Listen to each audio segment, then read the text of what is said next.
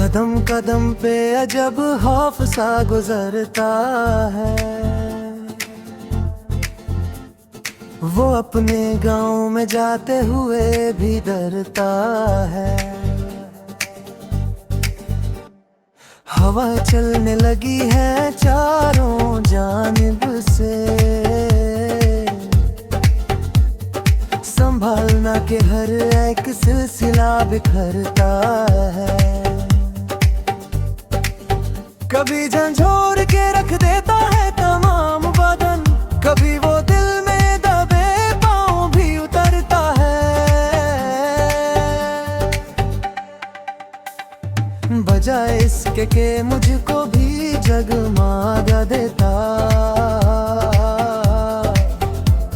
वो चांद होके मेरी दीरागी से डरता है।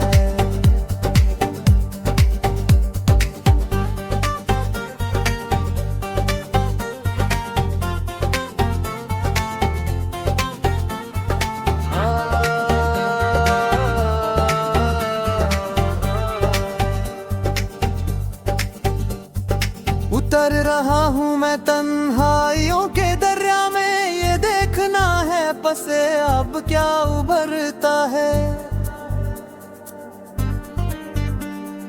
ये धूप जिस्म जला दे दी ठीक है, लेकिन यहाँ पे कौन भला अपनी मौत मरता है।